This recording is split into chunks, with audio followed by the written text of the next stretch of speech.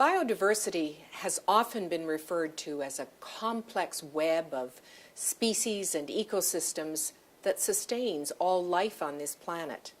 And yet, as Canadians, we have a very poor understanding of biodiversity science. This assessment is a wonderful opportunity for us to learn more about the myriad of species and their ecosystems, and importantly, of the challenges that they are currently facing, be it from climate change, from pollution, from deforestation, or from urbanization. One of the real questions we have, however, is whether or not we actually have the tools that will enable us to improve our understanding and take appropriate action. This assessment is really timely because 2010 is the International Year for Biodiversity, official international year on an international basis, declared by the United Nations, with the whole perspective of trying to move the global agenda on biodiversity, wake the world up to the fact that we live in a living planet, that the variety of life on Earth is central to a great existence in the future for humanity. The key thing for a better future for biological diversity and for all the benefits that it can convey is to actually know what there is and where it is. I mean, it's really pretty simple-minded in a way, but the exploration of life on Earth is really still very sketchy and at its earliest stages in many, many senses. So for Canada to do a serious assessment of where it stands scientifically and in that exploration of the biodiversity of the great nation of Canada is a very important step and a great example for the world. The Canadian Museum of Nature is Canada's national natural history museum. And museums are interesting as a proponent for this kind of question because they are at an intersection, and natural history museums are at an intersection of science and scientific research and all the different agencies and institutions that do that kind of work in Canada and internationally.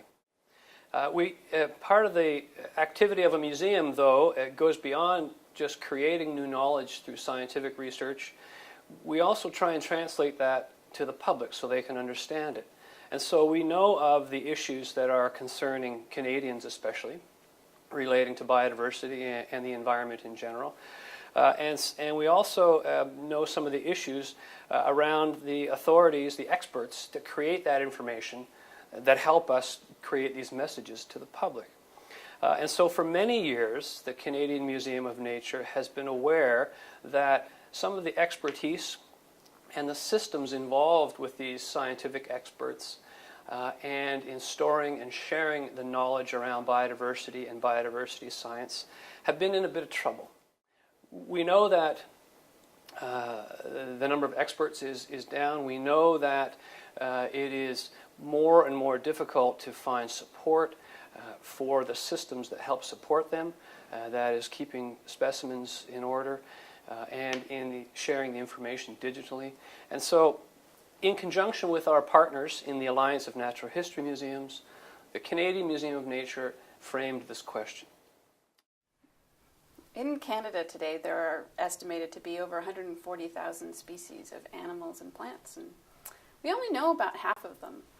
Many of them are present in collections scattered throughout Canada, and one of the tasks that our panel has been charged with is finding out, well, how does our knowledge today of those animals and plants and other organisms, microbes, compare to the knowledge that we had in the past? And for those collections that we hold, are they in better shape, worse shape than before? We're also tasked with asking, why does it matter? Why do Canadians care about these collections and these specimens? And I think the answers are really quite rich and varied, from the economic importance of understanding what the roles that these animals and plants and microbes play in our environment, to how do native cultures value and know these plants and animals, and how are native cultures affected by changes in the ranges and density of these species today. So I don't know if we'll be able to necessarily answer all of these questions, but we'll at least be able to assess what the state of our collections and our knowledge is and how this might impact Canada.